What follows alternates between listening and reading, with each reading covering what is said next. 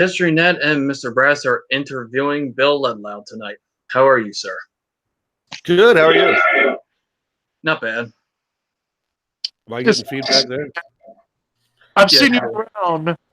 I remember History actually showed me one of your videos. I believe it was going against Kent Hoban. It was pretty good. I think you really did a number on him on that one. Thanks. Yeah, that was back in July of 2017. So, yeah. Yeah, it was right when Kent started debating again. He hadn't really debated much up until that point. He'd been out of prison for a couple of years, but he did a couple, I think, just minor debates. Then he debated King Crocoduck right before he debated me, too, on the Steve McRae's channel, the Great Debate Community channel. Yeah. Mm-hmm.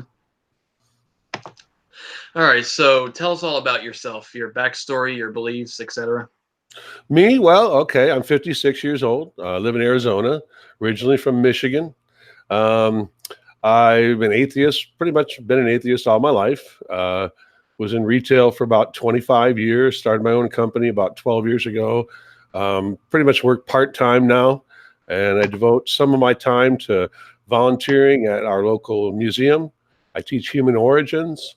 Most of the time, it's children that come in on field trips during the week from public schools, or it can be private, charter schools too, and do a lot of special events with them. I'm an active member of the Southwest Paleontological Society, go on a lot of field digs and things like that around here. Also do some of my own independent research.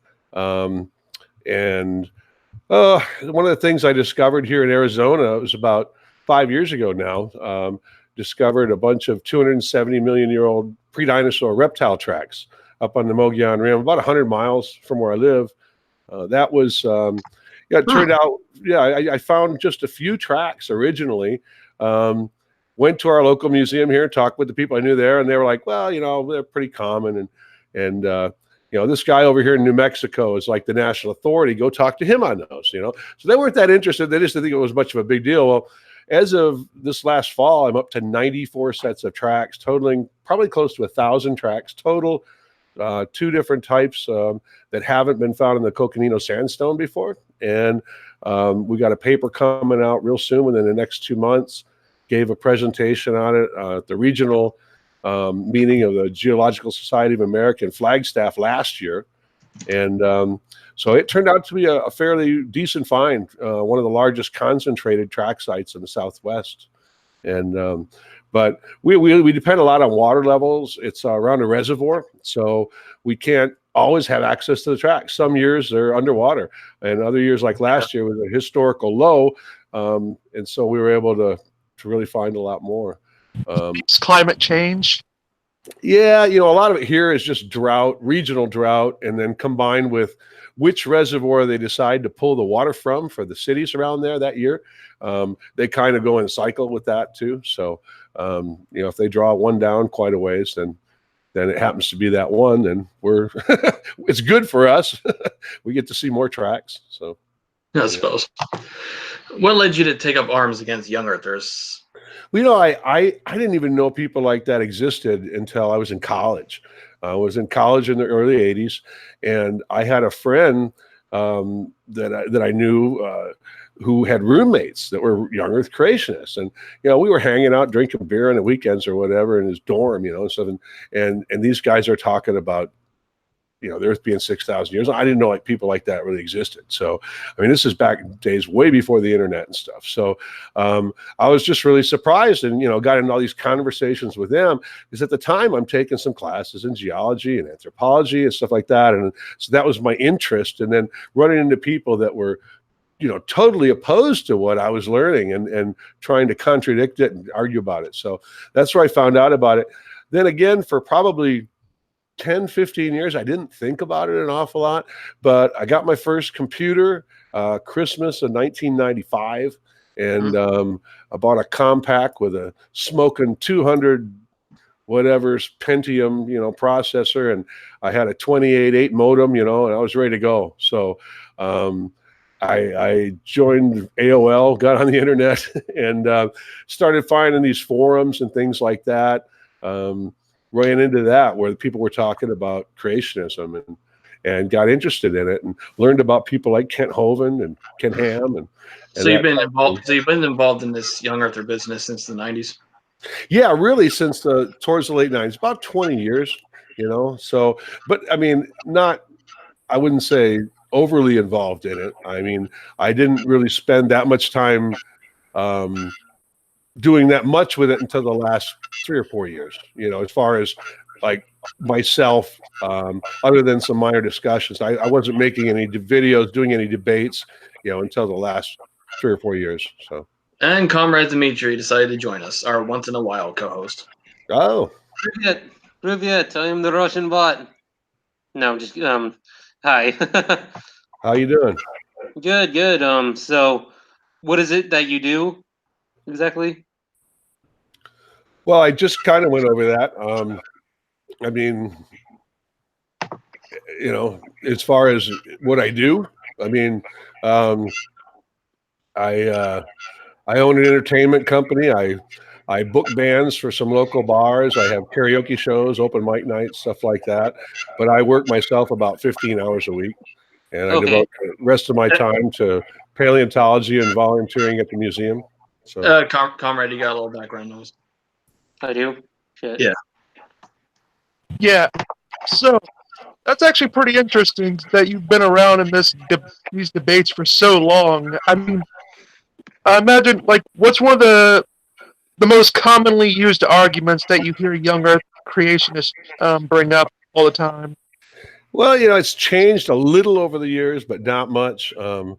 There's a lot of the stereotypical "you were there." We still see that, or were you there? I'm sorry. You still see that pretty much every day, almost all the time, at least in the Facebook groups and that. Things get popular. Of course, dinosaur soft tissue is a popular thing now. Wasn't until the last 10 years or so. Still got a little noise, Comrade. Wait, really? Yeah.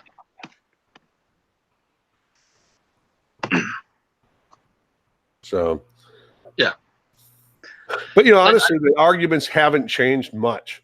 They haven't changed much over the last 20 years. 90% of them are the same. Yeah. Tell us about your experiences with your buddy Hovind. Well, I don't know if I call him my buddy. That's the joke. A couple of interesting things. I know with Kent Hovind, I just did the one debate. And I'd never met him prior to that, never spoken to him prior to that. I had contacted his organization, and I never called his 800 Dino number, but I had written to them, emailed them, tried to get him to debate, messages like that. I didn't want to be calling and stuff, but I just never got responses. So when the great debate community, when they started holding the debates with him, I got a hold of Steve McCrae and I said, "Hey, let me do this." I said, "I've been preparing for this for 20 years. I know exactly what he's going to say." and I was right. So, but now Hovind the Younger, Eric, is an interesting character. He just visited the museum here in Mesa, Arizona, where I volunteer. About 2 weeks ago, he just put a video out today. And he put a video about it today on his, Creation Today or something, video channel and his website. Hemant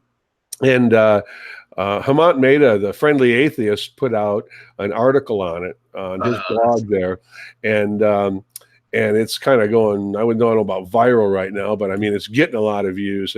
And I am going to be doing a video response to that in the next couple of days. And it'll be shared on the Friendly Atheist channel and stuff too. So that's going to be interesting. I mean, basically, Eric walked through the museum. They remarked at how beautiful it was, how great the displays were, but how we just got the facts wrong. And he walked along saying, "Not true, not true, not true, not true, not true." And it's pretty funny, I mean. So that's pretty much like, isn't that what atheists pretty much do when they go to Ken Ham's museum? Yeah, The difference is I can't say that his displays are authentic. I mean, no, I mean, in fact, the dinosaurs don't look like real dinosaurs. A lot of them, the kinds of animals that they are portraying don't look like any real historical or animal that we know of. They're not based on real fossils. They're based on what they think a kind looks like. A half horse, half zebra, or a canine kind or something like that. Because animal classifications totally existed in the Bible days. Right. So, I can't say that even the displays are based on reality. So it's a little different. Yeah. Well, too much reality hurts Ken Ham's brain. Yeah. Jeez. So tell me about you guys now. If you don't mind, if I ask you some questions, I mean, what I'm interested in is, were any of you raised as young Earth creationists? Nope. No. Okay. No, my family didn't really care about it, and I briefly entertained the idea back in 2012, and then 6 months later, I found out it was total bullshit again. Okay. So when you say your family didn't care about it, they didn't care about Christianity, or they didn't care about creation, the young Earth part of it? They didn't care about young Earth, or my old man's a deist. Okay.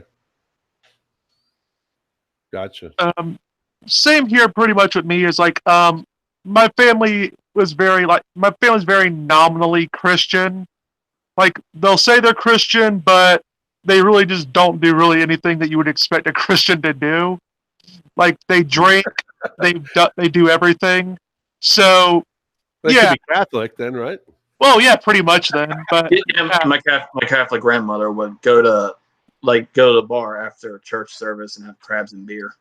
Well, yeah. So I mean, yeah. I only found out about young Earth creation. Like I had a little bit, I got a taste of it, when I was in middle school when we were going over evolution a bit, because the teacher was saying, the teacher just made a comment saying, oh, I'm not here to challenge any beliefs like that. I was saying, oh, I don't know how this would be challenging my beliefs, and later on, it was after the Ken Ham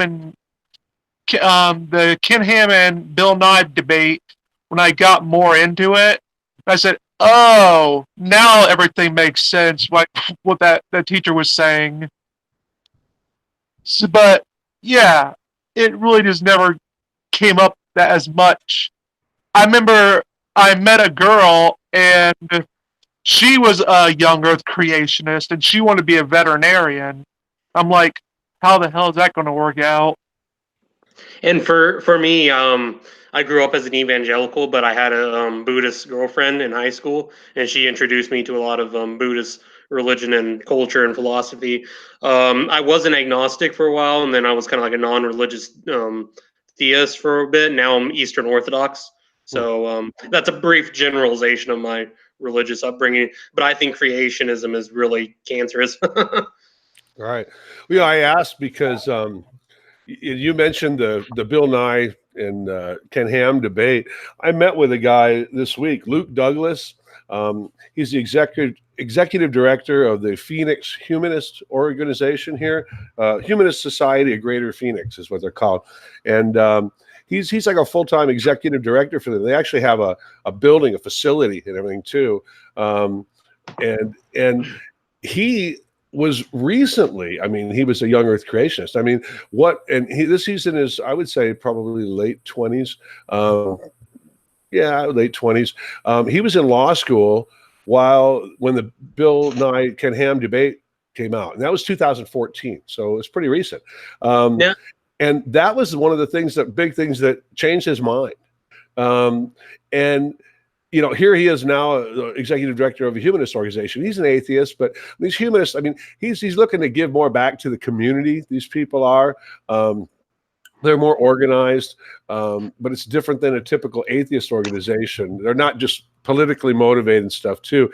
Their facility has weekly meetings where it's kind of like they have the self-help type groups and stuff, kind of like a 12-step program, but not for not tied to a religion, to people, help people with addictions and different things. They're doing some really great stuff. But it was the Bill Nye Ken Ham debate that kind of turned him around. This guy he owns a lifetime pass to the Creation Museum and the Ark Encounter. I mean, he had visited there many times and stuff. Now, it was given to him by a family member. So, are you religious, or what's your religious background? No, I had said at the beginning when you were here, no, I'm an atheist. I really have been all my life. I mean, okay, yeah, I just wouldn't consider myself an anti-theist. So, okay, yeah, yeah, we're not big fans of anti-theism and really intense and anti-religiosity. We love to talk to atheists, who are neutral about religion, open-minded, and or some are even pro-religion. So right. We get along just fine with those kind. Yeah. I just don't think. I mean, especially if you're in a debate or if you're in a public discussion with people or even just writing about it, if you start talking about sky daddies and making reference to Bronze Age goat herders, goat herders and that kind of stuff. I mean, you're not going. All you're doing is throwing up a wall for them. You're not going to ever reach anybody. You're not going to make a difference. You might have people cheering you on that feel the same way, but that's all you're doing. I mean, you're not ever going to change anybody's mind. And and I'm not looking to change the world, but I can tell you, I've got dozens now of emails or personal messages that I've gotten from people that have encouraged me and said that it's made a difference. And especially the Kent Hovind debate has been a changing point for some people there.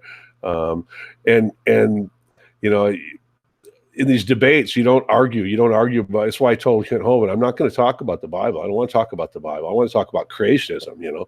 What you've done with it. And your interpretation of it, how it stands against the real evidence. So. Yeah, and I like your approach. Like, you don't go for the insults when you do response videos. You just use that chill voice of yours, and then you just get right to it. Right. Yeah, I've been tempted sometimes. With some of these guys. What was that guy? The internet guy that I guess. Hovind sycophant. That's your new stalker. No, not that guy. There's a guy I had a discussion with not too long ago. Nephilim Free. Oh yeah. Oh my god. Yeah. Oh my god. We know. Wow. What is this? I mean, it was like, oh my gosh, this guy. He just like literally makes things up.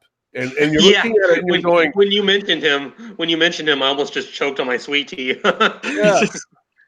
He made this video saying that I didn't know creationist arguments, and that all the layers were, because I kept asking where the post-flood boundary is, where if there was a flood, what layers were made during the flood and what layers are above that. It should be obvious to everyone around the world. And he says, well, creationists don't say that there was one. And I'm like, yeah, they do. I mean, I showed him, I made a response video where I showed in literature where, creationists have argued about where the post-flood boundary is.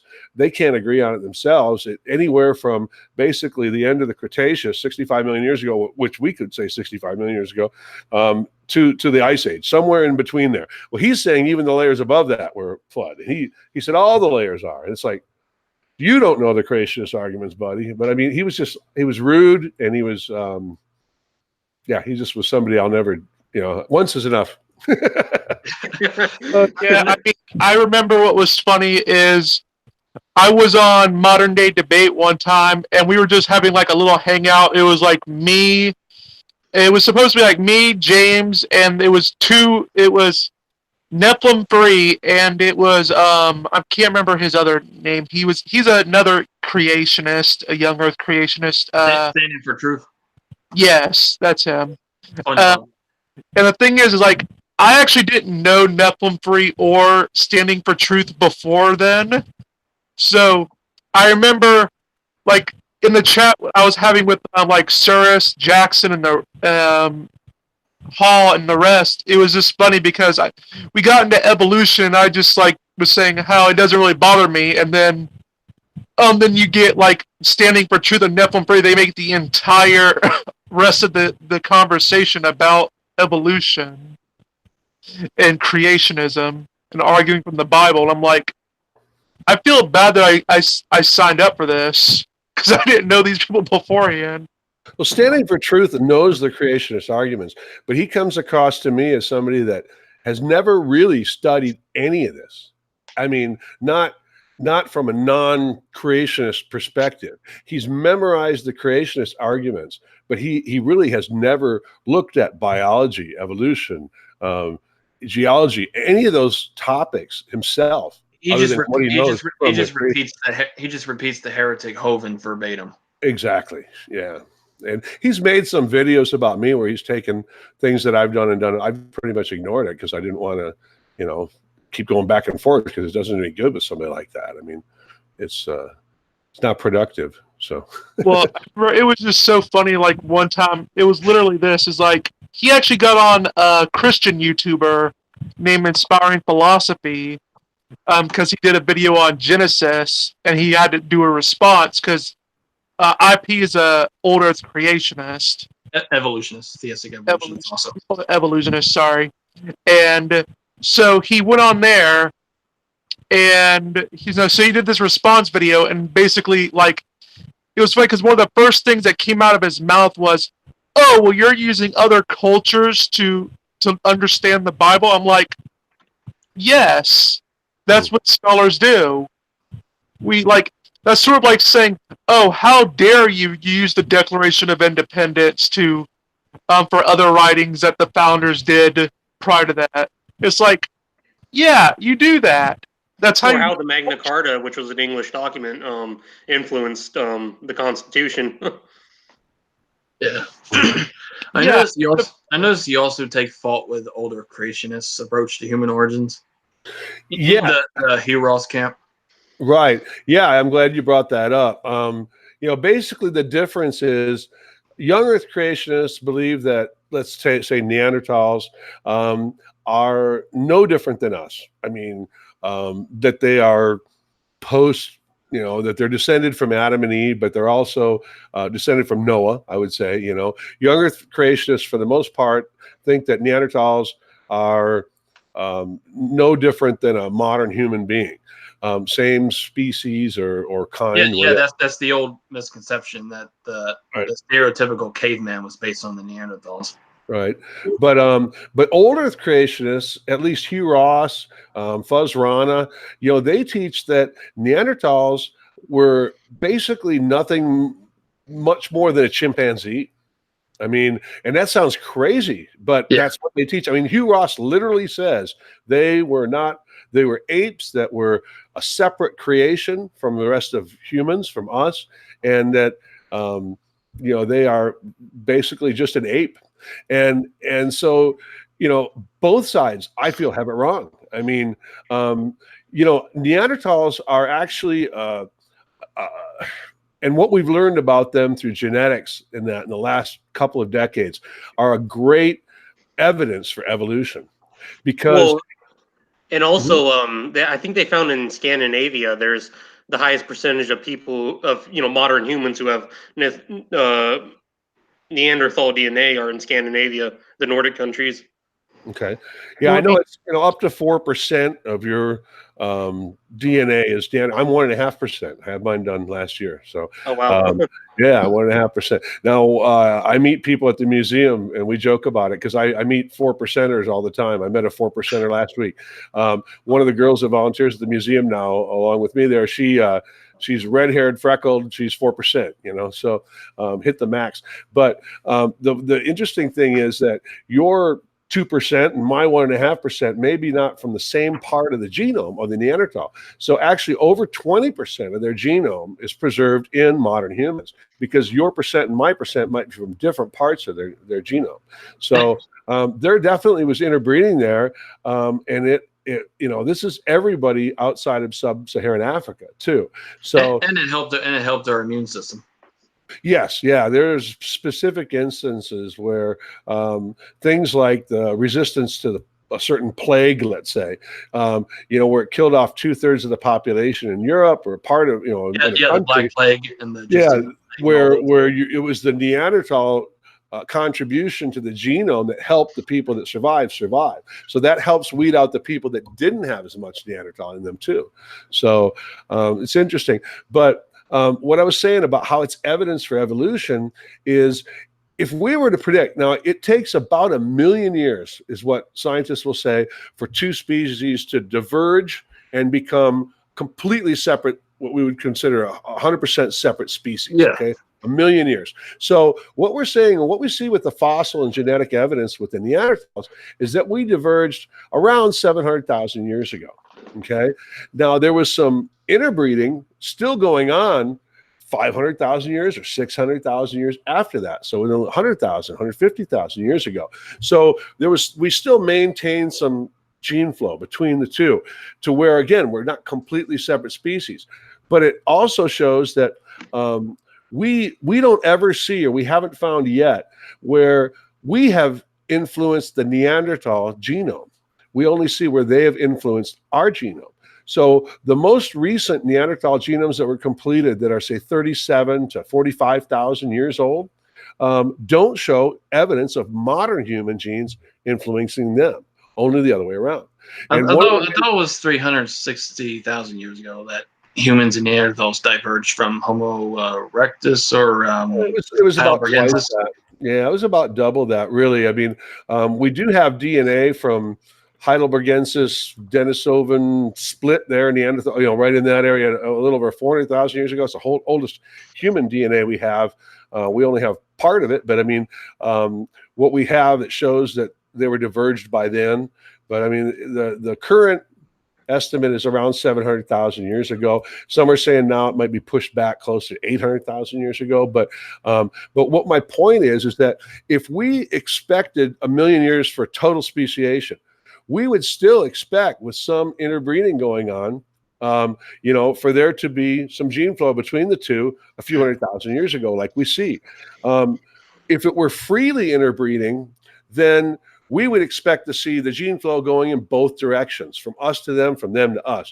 We haven't seen that. We haven't seen the evidence for that yet. We see that in our direction, which can happen through hybridization. And I've often used the example of a lion and a tiger can make a liger, but two ligers can't breed and have children, not viable offspring. But let's say a liger could mate back with a female tiger.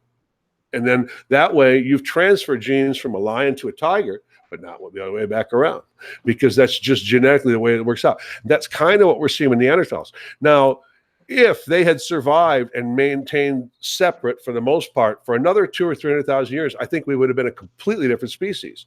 But what we're seeing is evolution. We're seeing the divergence. We're seeing that, if we split 700,000 years ago, we're seeing exactly what we would expect at 100,000, 200,000 years ago, with the instances of interbreeding, but not completely free interbreeding between the two. So to me, it's evidence for evolution. It's kind of like the one drop rule in America. Are you familiar with that? I'm not sure. No. Basically, the one drop rule. This was like during the period of like the antebellum South and slavery. The one drop rule stated that if a white person interbred with a black person, their offspring would be technically black, and therefore were subjected to the racist laws. And so what you see as a result, the legacy of this of these racial laws in early America, are that you see a large percentage of the black population in the United States are mixed, mulattoes, but you don't see a whole lot of whites who are mixed with blacks. And I'm a historian, so I like to compare different periods. And the emergence of modern humans is they usually say it's 200,000 years ago. Yeah, and again, anatomically modern humans 200,000 years ago. There are some people that are saying 315, 320,000 years ago for Homo sapiens, with the fossils found in Morocco. But when you look at those fossils, they show traits of elongated skulls. They show, the brow ridges. They show real archaic traits. And all it is just a matter of paleoanthropologists picking a random thing where they're saying, okay, this is Homo sapiens, or this is Homo sapiens. We see this transition that's really smooth, basically. At some point, you got to call it a Homo sapiens. Now, because we've discovered newer fossils and they're dated at 315,000, but I mean, they show traits of earlier species combined with more modern traits. So given the new data we have, when would you place the emergence of anatomically modern humans? Well, I mean, we can Neanderthals. say by 195,000 years ago, but anything, it could be, depending on how you want to define anatomically modern, it could be as old as 300 million years ago. It's just, everybody doesn't agree on the definitions. So, yeah. Civilization is a relatively new thing in terms of human history. Yeah, going back 6,000 years ago, young Earth creationist time, back when the beginning of the universe is when civilization came about. 10 to 12,000 years ago, we got pretty good evidence of civilization. Well, that's kind of proto civilization. Yeah, what they call the Neolithic Revolution and the Urban Revolution, and eventually you get state formation, which leads to civilizations. Right. And that came about in young Earth creationist time, the beginning of the world. Exactly. Well, world can't be any older than the oldest tree, right? Especially that video. So, it's like, you don't look at things alive today and determine that because the oldest one is 6,000 years old, that's how old the Earth is. It doesn't work that way. Yeah, but back on Hugh Ross and Fozell Rana, I admire what they do as astronomers, cosmologists, but when they talk about human origins, you got to take that with a pinch of salt. Like they also said one time that Neanderthals didn't wear clothes. I'm like, where'd you get that idea? Oh yeah, I mean, Hugh Ross will say that their tools were no more than what a chimp uses. He talks about that, and it's just absolutely wrong. I mean, we have evidence they mastered fire. I mean, absolute evidence of that. I mean, even Homo erectus mastered fire. Right.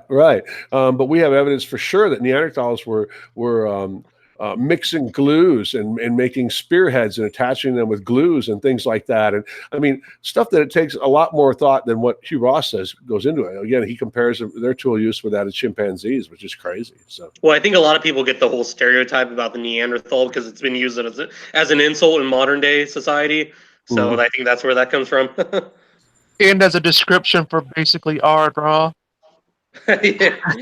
and they sort of base that appearance that they're all slouchy and stuff based on the first fossils they found in Germany by based on some artist interpretations of those fossils, and it wasn't always scientific, but yeah, I mean, they really didn't know what they had. They discovered the first Neanderthal fossils before Darwin published the Theory of Evolution. So it really was just to people, like, they really didn't know what they had. And some get the idea that this more recent interpretation of Neanderthals as more human than we originally thought is kind of sensationalist. You ever heard that?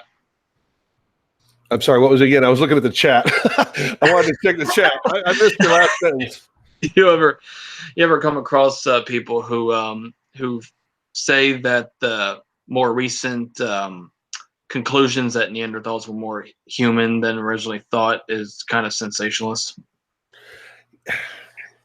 I don't know. I think people are accepting that, we were wrong, I think some people push it extreme to the opposite, and say they were no different than modern humans. Now, what you got to look at is modern humans, okay, at 37,000 years ago and older, all right, then I would say, yeah, they weren't that much different. We don't see evidence of art.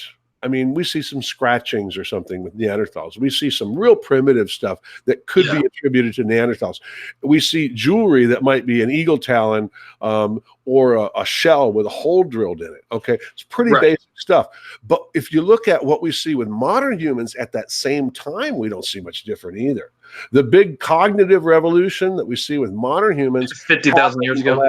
Right, but it really started to happen at 35,000 years ago, where we start seeing evidences of figurines and the earth goddess type things and evidences of religion and that. So if you want to say that Neanderthals weren't much different than modern humans at the time they lived, I'll agree. They weren't much different. If you want to say they weren't much different than modern humans today, no, I wouldn't agree with that.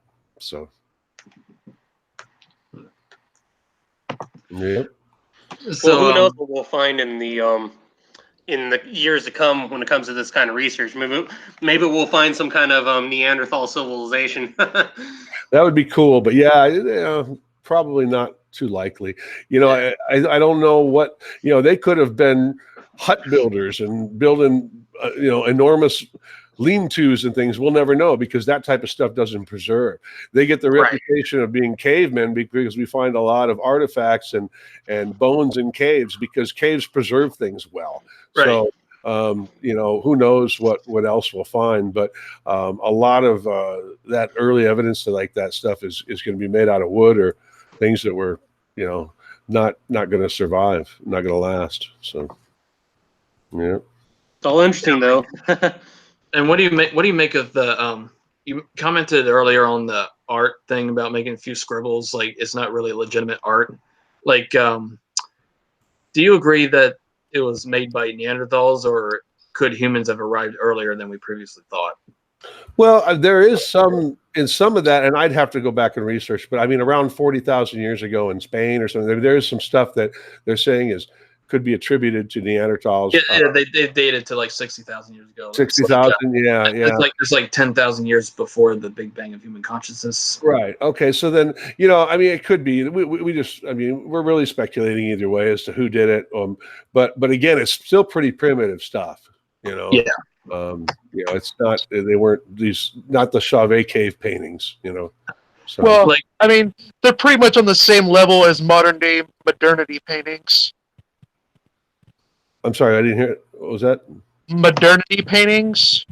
Oh. Oh, because how bad modern art is. Yeah. Oh. Yeah. I said they're pretty much on the same level nowadays. yeah, can't compare it to like the Renaissance or something. Right. Right. Like, what are the most interesting facts you can tell the dear audience about Homo habilis, erectus, heidelbergensis, and Neanderthals? Well, I mean, I don't know. I would say watch my opening presentation with, you know, Ken Hovind debate if you haven't seen it, because I really took 20 minutes and I go through Lucy to modern humans. You know, one of the things that I would say is that's different from when I went to school, what we taught in the 70s and 80s, even and stuff like that, is, you know, they used to teach that it was a ladder-like progression from one species to the next. But one thing that we've learned, especially in the last 15, 20 years with a lot of new discoveries, is that at any given time, there was a lot of variation. And we had a lot of different types of closely related hominids alive at the same time. You know, between 200,000 and 300,000 years ago, as recent as that, you have Homo naledi. You still have Homo heidelbergensis. You still have Homo erectus. You have Homo floresiensis. You have Homo rhodesiensis. You have, now some of these people there's lumpers and splitters. You know, some of them will split Homo erectus and you know, into two different species, Asian and African. Some won't. But I mean, we had at least 7 different distinct body plans, types, or whatever of humans that were enough to where most people would consider them species living at the same time between 200 and 300,000 years ago. And that's pretty recent. You know, we didn't know that 30 years ago. Again, we thought it was one species to the next. And there's never any clear transition of, you know, this species to the next, because even like I said, with the earliest Homo sapiens at 300,000 years ago, they show traits of both.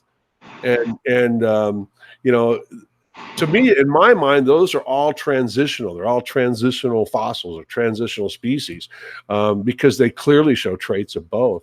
There's a new interesting find where they found this young Littlefoot in Africa, South Africa, and some people are assigning it to Australopithecus africanus, and now others are trying to put in a new species. And where we see with Africanus still had the longer arms compared to legs, shorter legs, this one shows shorter arms, longer legs, closer to a human, and yet it dates, you know, over 2.5 million years old. So it actually shows a more anatomically human almost than some of the specimens of Homo habilis that came later. So again, there was just a lot of variation around that time. Homo habilis is probably 2 or 3 closely related species lumped together because we don't have enough fossils yet. So, Like, isn't Homo erectus the longest lasting human species? it is, but if you look at early Homo erectus, like the Dmanisi skulls, they still had small head, compared to ours. Anatomically from the neck down, they were pretty close, but in the face, they would look like Australopithecus africanus. I mean, the bone structure and the facial structure, and even though their brain was 1.5 times the size of Australopithecus africanus, it's still half the size of modern human. But that's 1.8 million years ago at Homo erectus. Now, if you look at Homo erectus a million years later, the cranial capacity of that is going to be at the lower end of what a modern human is. So a long time there, but a lot of variation is assigned to Homo erectus. And most of our Homo erectus fossils are from Asia, though. I mean, 75% of them come from Southeast Asia. So yeah, there's erectus in China, and then it's basically the same species, Ergaster, in Africa, Southern Africa. Right. I was wondering, does that have to do with like the geography, like just the area itself? It just makes it easier to preserve things. Somewhat, or it could be that more people like the island of Java down that area, Indonesia. I mean, there's tons of Homo erectus, but yeah, I mean, I don't know specifically about the geology of that area, why they're so well preserved. Well, the jungly areas of Southeast Asia, it does make it easier for preservation of ancient artifacts to be preserved. Like in Cambodia, for example, they recently just found a bunch of old artifacts from the Hindu era in Khmer history, and they had survived the purges of the Khmer Rouge solely because they were hidden deep beneath the mucky ground. So typically, though, with hominid fossils, at least, what we find is rapid areas of rapid sedimentation and volcanic activity, like the Afar region in East Africa, preserve fossils really well. If it was jungle when they lived there, they probably weren't preserved that well, because if something dies and falls on the floor of a jungle, what happens? I mean, it gets eaten up by bacteria and whatever. But if it's in an area that might be more arid, but a lot of sedimentation is going on. We got rivers, we got floodplains, things like that, where something can be buried in an accident like that. Then that tends to preserve them. And then I was going to say Southeast Asia gets really rainy. Yeah. What's the earliest hominid species? Sahelanthropus, was it 7 million years ago? Yeah. I mean, assigned to hominids. Yeah. Yep. They're the first ones to walk upright. Right. First evidence of bipedalism. Yeah. And more than, we don't know how, if they habitually or if they were obligate bipeds, but they show evidence that they could walk upright better than, say, a chimp or an ape today, anything alive today. And that goes back 7 million years. So we've got an almost unbroken chain. I know we're right around 5.5 million years. There's kind of a little gap there, but picking back up into 4 millions with Ardipithecus and everything. And then the first step in human evolution was during Lucy's time. Australopithecus started experimenting with tools from bone and stone, stuff like that, and it got more sophisticated when Homo habilis came to the scene, like 2 million years ago. Yeah, I mean, we see evidence of tool use 2.5 to 3 million years ago, right in that area. But it is more of broken rocks than then we see the Oldowan style, where at least we see the same shapes and sizes being kind of repeated over again, and it looks like something was done with a purpose in mind. I mean, somebody sat down to make a tool this shape. We start to see that, and then. It was about 1.5 to 1.75 million years ago with Homo erectus that we start to see the hand axe and other, more defined tools. Yeah, fire by 1 million years ago, probably. How can we tell when fire was when they stopped grabbing fire from nature, like thunderstorms, and started making it from scratch? Grabbing fire from thunderstorms is a kind of a hypothesis that doesn't make a lot of sense in my mind, because I would be fleeing. I wouldn't be running towards it. But so I don't know. I've thought about that. You got a couple years of doing this. So yeah, but I mean, if you're making stone tools and you're making stone tools out of flint, okay, it isn't be long until you've got some pyrite or something in your hand, and you're going to start to see, okay, this is sparking, and we have evidence, like I said, of Neanderthals doing that, using that. And somewhere along the line, they discovered that banging two types of rock together is going to make a spark, or that friction makes heat, and enough friction will start a fire. So, we start to see evidence of fire pits in layers, and that is the best evidence of controlled fire use right there. So. All right. As to the topic of evolution in of itself, like you told me one time you take fault with anti-theists and their approach to all this. Like, tell us about that. Well, I think we covered that a little bit. Did we or did we not talk about? Talked about before we went live. Okay, yeah. I mean, just when people use terms like sky daddy or goat herders and things like that when they're communicating with people, you're building a wall with that person. You're no longer communicating with them. You're no longer having a discussion, and you may have people cheering you on behind you, but and that's encouraging you. But I mean, you're not going to reach anybody that way. You're not going to make a difference. You're not going to change any minds. And while 90% of these people have minds made up, there are other people out there, and it might be not the person you're talking to. It might be the one listening that is going to understand better what you say if you do it the proper way.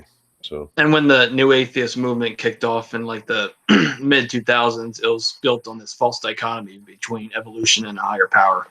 And that sort of got it into their heads that there's this reactionary thing among the young earth creationists, and it became more dogmatic ever since.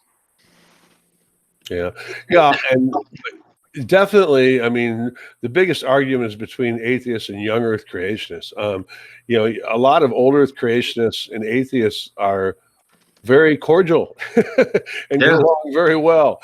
As long as, like you said, the atheist is an anti-theist and isn't going to try to damn all religion, and so, I have an opinion about religion that, I mean, you may not enjoy hearing, but, I believe it is a product of evolution. So, I believe that there were selective advantages to religion, especially when we reach the point of civilizations and that, to where religion was a positive thing in the evolution of human beings. You know what? I agree 100%. That's what I think too.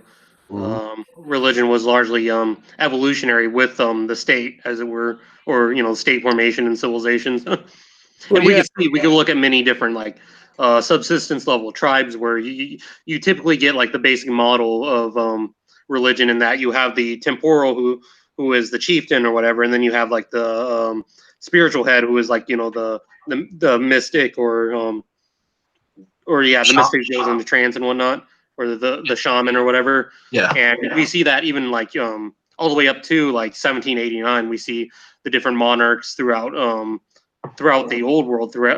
Like in Europe, you have the kings who are intertwined with the Catholic Church or the Protestant Church or whatever. And the same thing in Islam, you see the caliphs are intertwined with the mullahs or whatever. You catch my drift, or? I don't know what's funny is that I've now known some anti-theists are moving from saying that the Catholic Church believed that the anti-theists used to say all the time that the Catholic Church believed that the Earth was flat in the Middle Ages. That's a 100% BS. Yeah, that's not true, but I know they're sort of transitioning from that to saying that Muslims back then believed that the Earth was flat, and I'm like, Muslims have known the Earth isn't flat since almost right after Muhammad. It's like they preserved the works of the ancient Greeks, who already proved the Earth was round, like a few centuries before Jesus. Yeah, so I mean, it's sort of stupid, that they think that. I mean, I always find they take the most uncharitable view that you can take, and then just increase it 2 times that. Well, not to mention from the time of Muhammad all the way up to about the 11th century, the Islamic world was the center. It was the perfect breeding ground for science, because it was in the middle of the old world. The golden age of it. Yeah. So they could have access to Chinese technologies in the Far East, and they could have access to old Greek works that they had access from the Byzantine Empire. So, well, I mean, it's still a breeding ground. Yeah, exactly. That's what I'm saying. Yeah, but anyway, a lot of these pro-evolution channels by non-believers are a lot of the time filled with commenters that don't necessarily make theists feel welcome. It's really unfortunate that the loudest among believers have to be the ones that make us look bad. Yeah, there's a lot of bad information comes out on both sides. That's for sure. Yeah.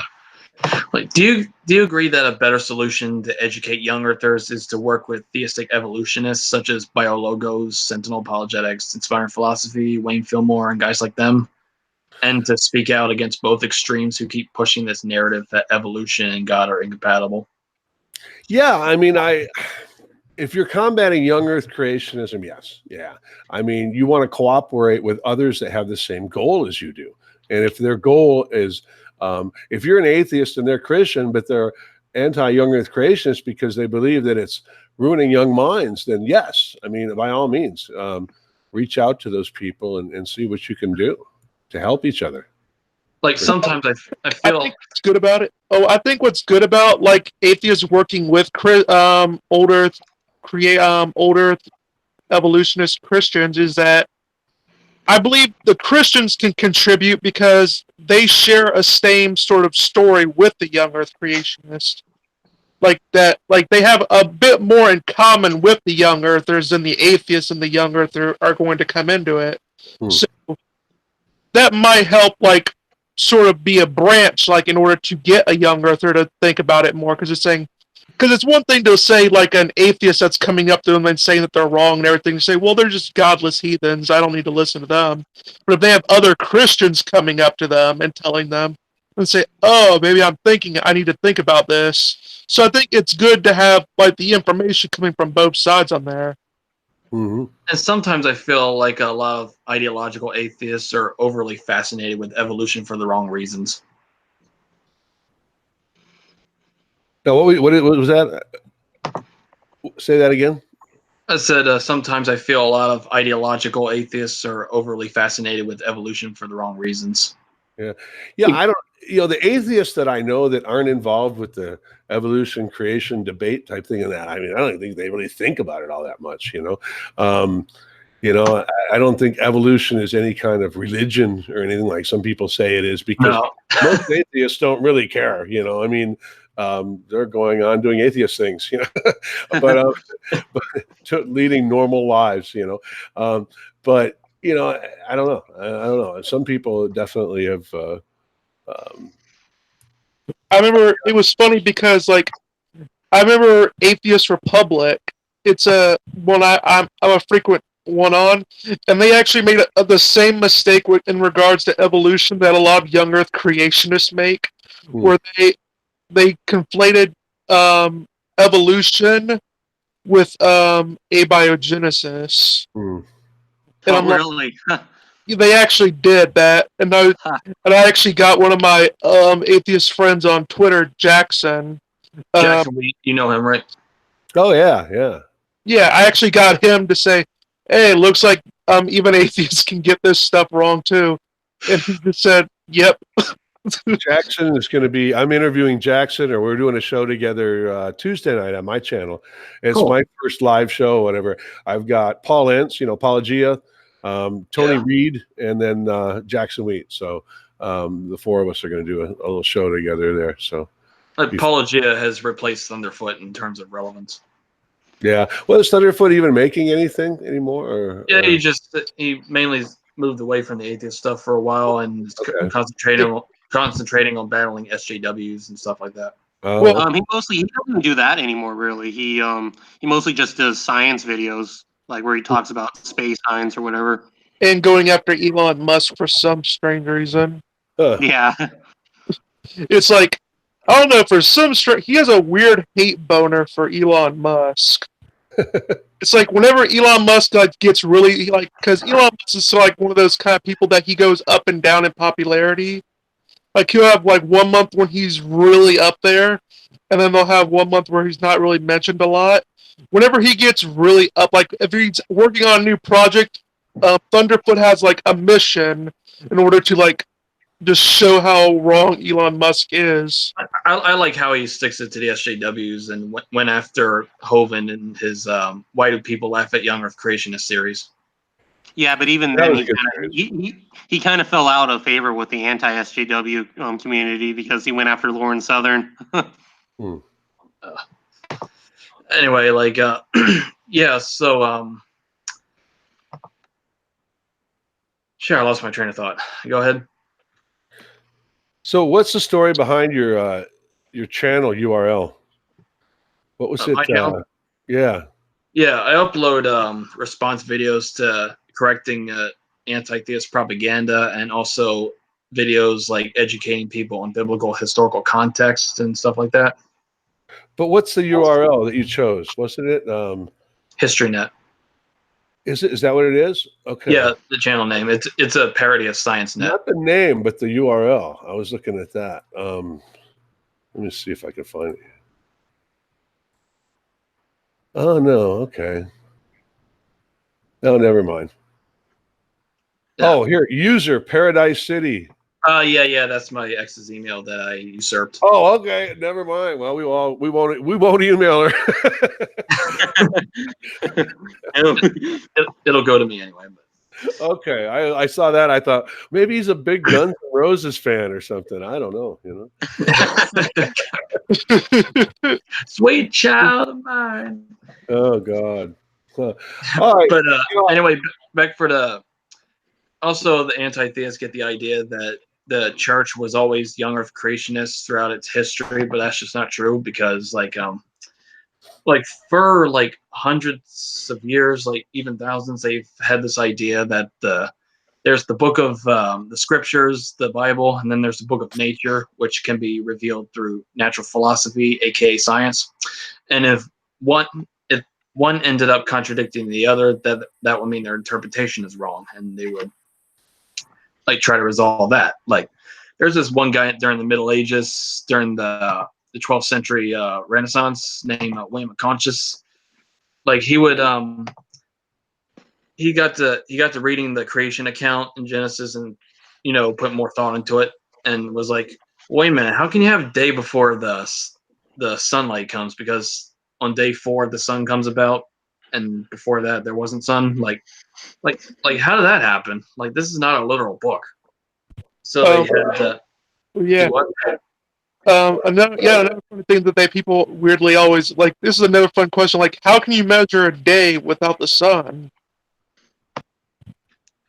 Yeah, the sun and the earth. Like, how do you get there without either one? And yeah, so it's recent. So it's through recent decades, through scholarship, that we found out that the biblical writers were not making scientific statements at all. The creation account in Genesis is mostly polemic against other creation myths of pagan religions, such as the Babylonian, Egyptian creation accounts, and basically taking theological jabs at the other gods and saying, well, look at your gods. They're so pathetic. They need to depend on each other. Our God, the one God, did it all by himself. yeah, so it's very in your face. It's all about the ponage, as they say. Yeah. So where did this young Earth creationist bullshit come from?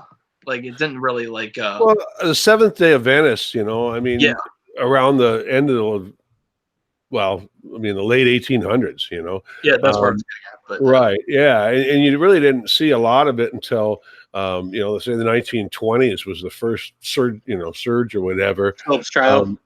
Yeah. Then with Morris in the early 60s with his book, Genesis Flood and that thing too, that's when you start seeing the emergence of the modern organizations like Institute for Creation Research and things like that sprang up in the 70s and stuff from that. And it didn't really become dogmatic until like the 2000s, if I remember.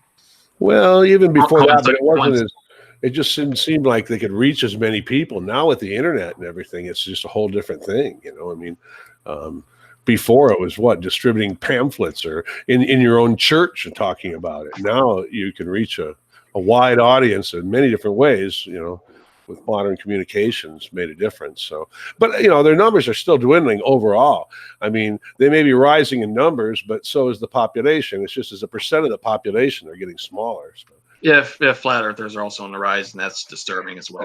That just doesn't even make sense to me. And the only person I personally know who's a flat earther has always been into conspiracy theories and things like that. It's just somebody that kind of always has been on the edge of how do you want to say it, modern normal beliefs or whatever. And I think he just enjoys that. I think he enjoys testing everyone. So I don't know if he believes it or not, or if he just likes to play that game. We know a certain someone who entertains conspiracy theories and actually thinks the moon landing was faked. Yeah. So, I mean, it's just very funny about that. I'm actually subscribed to a flat earther. Well, yeah, I'm subscribed to a flat earth channel, and it's like I mainly just watch him for comedy because, for what, when he's actually is joking, he's pretty hilarious. But when he's not joking and he's actually being serious, he's still hilarious. So it sort of goes like that. It's like, yeah, that's funny. Like, flat eartherism is like so stupid that even Answers in Genesis is going after them. When your movement when you have Answers in Genesis saying you're teaching scientific nonsense, you've hit the bottom. Well, they say that about evolution, though, too. So I don't know, but I know what you mean. When they're able to successfully do it, then you've hit the bottom, right? Yeah. Like when you start making Answers in Genesis look like the scientific group, right. That's when you really hit the bottom. Oh. Yeah. When I'm having to start to that's what I'm starting to hate about flat earthers now, because now all of a sudden I'm having to see Cam is slightly smarter than I do now because he happens to not be that stupid. He's still stupid, but he's mildly not that more stupid. Oh yeah, what do you think of Ken Ham and Cheese? Like, do you think he's he's really this ignorant and stubborn in his dogmatic heresy, or is he trying to sell you something? Me? Yeah. Yeah, I don't know. I mean, I don't know if he believes it or not. I mean, I think he probably does. But I mean, he's actually a good salesman. He's a good businessman. He went to the right part of the country at the right time, and he was chased out of Australia in the late 80s. Right, he started his own business there. Guys like Eric Hovind, I sincerely doubted that Eric Hovind, and I still do, really believes what he's saying most of the time. I think he inherited the business from his father for reasons, and I think that Eric was all act in the beginning, and whether he believes it now, I'm not so sure. But he just was repeating, what his father said and stuff. It's just like these guys that are faith healers. Do they actually believe they're healing people? I mean, I don't know. I kind of wonder about that. Like that's not how prayer works, but yeah. Yeah, I mean, they're selling something. They're selling something to people that want to hear it, and the only reason that they're still doing it is people are buying it, So I don't know. I don't know. I think that for the most part, I would say some of them believe it and some of them don't. I just find it hard to believe that they actually fall for it themselves. Even the people that buy it believe it. The people that are selling it probably don't. Which is y'all got any more questions before I read the live chat? No, I'm pretty good. Comrade? Oh, I'm pretty good. I love commenting on these kind of things. All right, let's see. While you're getting ready to read them, I want to just do a shout out to a Facebook group. It's the one that's called, believe it or not, Kent Hovind, the man, the ministry, and the message. I joined that group, I don't know, probably 6 months before I debated Kent Hovind. And one of the reasons I joined it, or one of the reasons I got active in it, because I was going to debate Kent Hovind. I wanted to, So I wanted to hear all the arguments and kind of argue against, some of it and stuff. And it's just a very well administered group. And actually now the main admin is a former Young Earth creationist. He used to be a big Kent Hovind fan.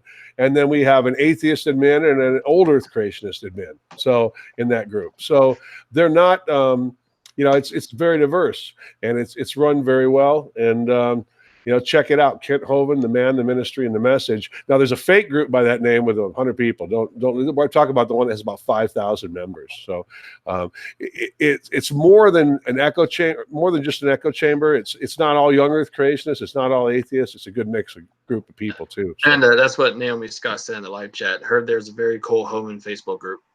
Yep, that's what we're talking about. Dave M says, "Oh no, so dinosaurs didn't fight giants in the ring as Ken depicts?" Yeah, the Colosseum in Rome. Abel's Kane brother says, "I used to be a young Earth creationist until I researched all creation interpretations, and now I'm a gap theory old Earth creationist." Good for him. Somebody's asking when I'm going to do a music video, but I'm working on an original score right now. Song, so Oh, sweet. yeah. Robert Batty says, "I've got a Hovind Facebook page and website I think are cool. I'm popularly known as Kent's worst nightmare." Who is it saying that? Robert Batty. Oh, Robert Beatty. Yeah, Robert is, I believe, a former IRS agent, and he knows better than anyone else I know the history of Kent's felonies and why Kent really did get in trouble. And like when Kent says, "I didn't do anything wrong, they framed me," or everybody else that has done this was pardoned, he's wrong. No. Didn't he go to jail for evading taxes? Yeah. What was that? Did what? Yeah, he was 9 years. Well, it wasn't really tax evasion. There was structuring, but it was more than just structuring. Kent only mentions the structuring. He doesn't mention the other things, which Robert would be much more qualified than me to explain. But there was also non-reporting of employee things and stuff that went along with it. So Kent had, I don't know, 50-something counts of felonies, and I mean, basically tax fraud. Overall, yeah. He also says, "Maybe Bill will give me a shout out." And Naomi and Scott replies, "Just for once, please don't start ranting about tax. We're trying to enjoy the sweet sound of Bill." All right. I'm blushing. Abel's Kane brother says, "A problem I see is..." Yeah, the 4th of July just passed. We don't need to talk about taxes. Yeah. Abel's King brother says, "A problem I see is how most people who reject young Earth creationism accept evolution. It's like it's either young Earth creationism or evolution." Correct. Yeah. And you don't have that problem with theistic evolutionists or your old Earth creationists. I mean, mostly. And that's why we can unite against young Earth creationists. Yeah.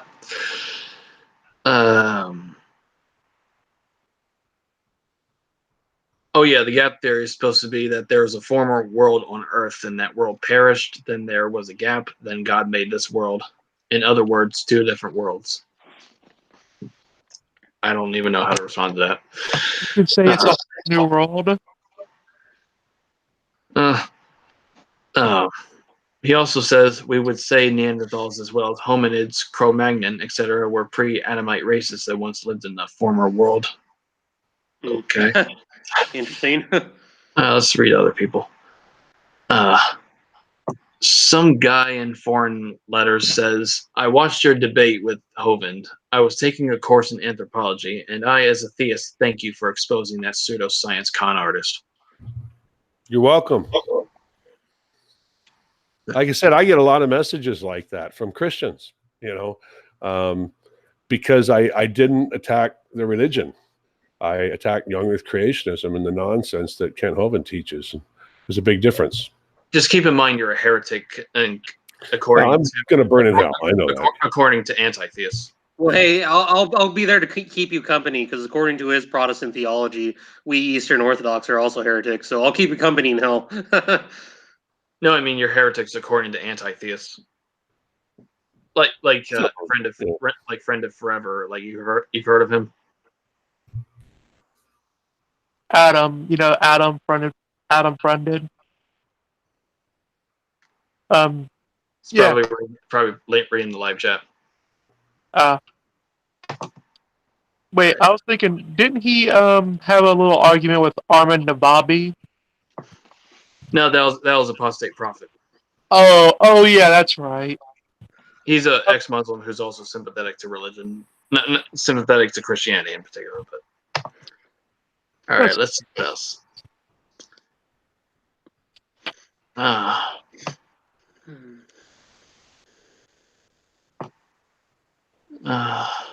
Sadie Marine Jones says, "Hey, HistoryNet, Hart, and hey, Bill."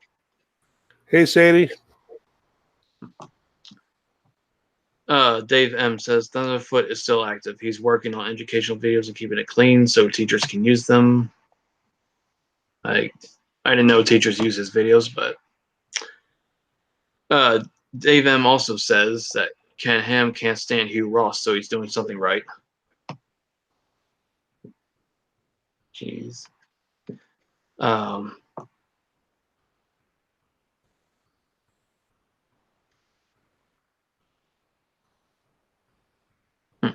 Naomi Scott says, "Question for Bill: Who's the coolest kid?"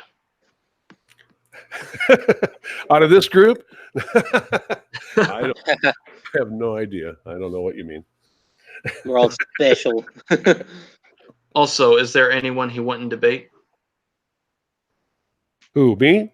Yeah, I guess. Oh, well, I Nephilim free again, and not because he did such a good job.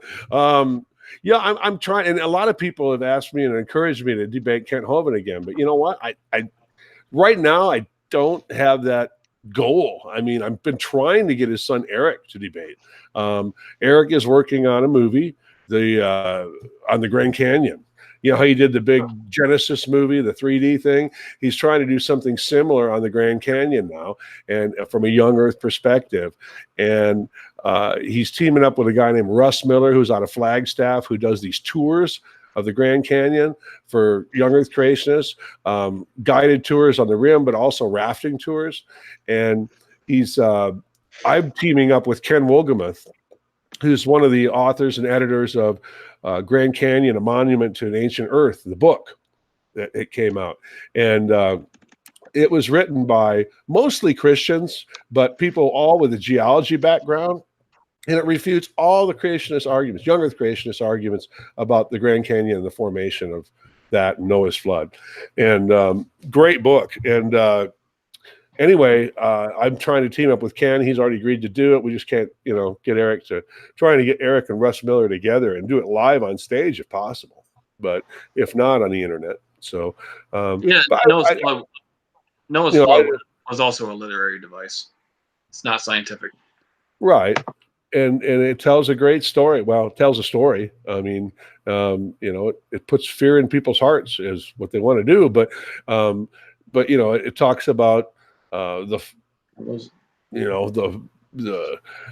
how people sin and God is going to wipe them out or whatever. But I mean, there's things you can learn from that as a Christian or whatever without taking it literally. That's for sure. So yeah. When it was intended.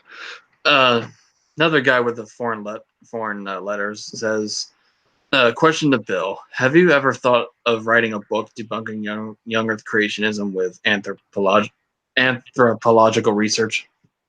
Yeah, I have a bit. Right now I'm working on some videos and stuff, but it's possible. I know Aaron Ra has written a book on some stuff. If I do it, I want it to be different. I'm not sure. I guess my actual research I'm doing right now is more along the lines of paleontology than anthropology. Even though paleoanthropology is my main interest, I live in Arizona. We don't study paleoanthropology in Arizona in the field.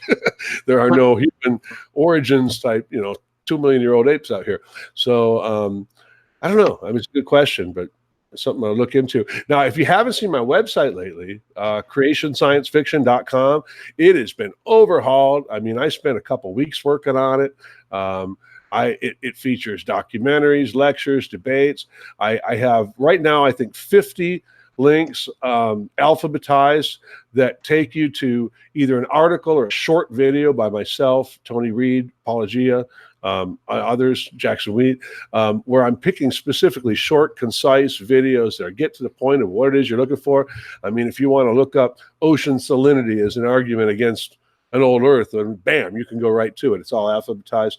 Right, I said 50 topics right now, and within the next 2 to 3 weeks, I'll have about 100 topics. So you're going to be able to, like, Talk Origins used to be a resource for people, but it's more like a list thing. It's not it's not easy to negotiate or anything like that. This is modern. It's easy to negotiate. You can go right there, alphabetical, boom, go right to it. And it's modern research and input too. It's not 20, 30 years old. So Naomi Scott also says, I am picturing you with Ray Comfort and a banana. That's another fuckwit. I'm going to kill you, Naomi. Well, yeah. I mean, that'd be a funny debate. You versus Ray Comfort. Yeah, I was tempted to do that. I mean, I have relatives in California, but you never know when he's going to show up at the beach there and start doing the street preaching. But I'd love to run into him one of these times. You see, the thing is, when debating Hovind and Comfort, is that their sycophantic followers will. It's like Dillahunty and Aaron Ross followers. They're just going to cheer them on. It's literally no matter what you say, what their opponent says. I mean, what I was say is, like, you put, like, in a debate, you're going to have, like, people that uncritically accept what you say and what your opponent says off the bat. What you should be going for is not to convince, like, someone that's already had their mind convinced already, but try to go for the people that maybe they're on the fence. They don't know one way or the other. And you can just sort of be the voice that gets them to either to go to your side. Mm-hmm. That's kind of the purpose of debating, I think. Yeah, it's not to convince the person you're debating, it's to convince the audience who come in good faith. Yeah, I think that's a great point. You need to realize that going into it. And no one's ever going to change Kent Hovind's mind. But if you can effectively combat his style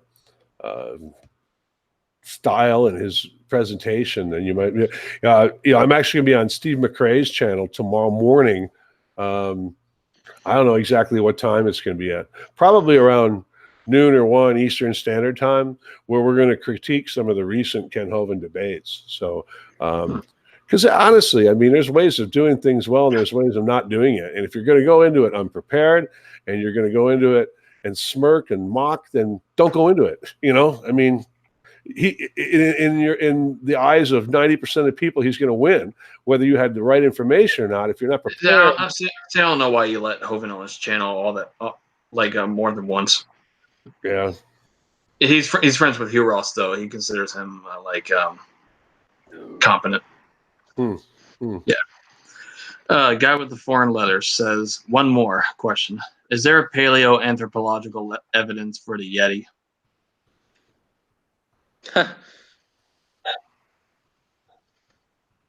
Right here. We thought you were the abominable snowman. Oh no, I don't think there is.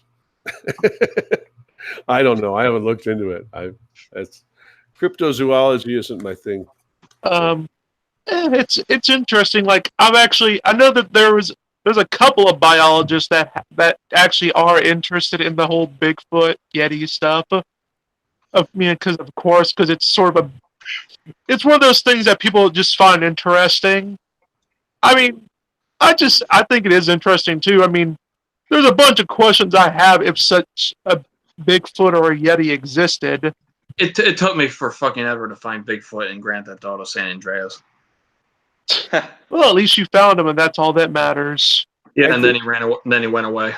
I think what you got to realize about any creature alive today is you've got to have a population of them for them to have survived this long. And even when we discovered the coelacanth after so many million years, we thought it was extinct. We weren't looking in the right place. Okay, the modern coelacanth lives 500 feet below the ocean in caves. All right, so we weren't looking 500 feet. We didn't have the ability to look 500 feet below the ocean in caves. Almost the whole time we thought it was extinct. Somebody ends up catching one. We start to go around. We find out, okay, yeah, they're down there. Does that mean everyone, it means that we were wrong in thinking they went extinct, even though the current species aren't the same as the species we see in the fossil record? Now we know where to look. There are populations of them. How do you hide a population of Bigfoot? I mean, where there's supposedly been cited, Oregon, Washington, places like that. I lived in Portland, Oregon in the 90s. I mean, I've been in those remote areas and gone camping and fishing and hiking in those places. And how do you just? I mean, all those areas have been covered by people now, but yet they still have sightings. How do you miss it? So, to me, it's strange how these sightings appear in the West. Yeah. Naomi Scott says, "Good chat, guys. Cheers. Thumbs up and kissy winky face." All right. Any closing thoughts? Yeah, I think this was a very good chat. I actually think it was fun having Bill on. Thank you guys. Yeah, I had a good time. Yeah, yeah. I definitely like talking to open-minded atheists because I do think there's a lot of commonalities we can have against idiots like young Earth creationists and whatnot. and it's also, I learned a bit about evolution. So, if nothing else, I can say I learned something. Same here. I'm a historian, not an evolutionary guy, but I take from the experts. Fanatical history buff here, and prehistory catches a mild interest. That's great. Well, I had a great time. So, all right, you got any closing thoughts? Oh, we're done. Or I'm done. No. No, I'm good. Thanks. All right. Share, like, and subscribe to all of us, and see you next time.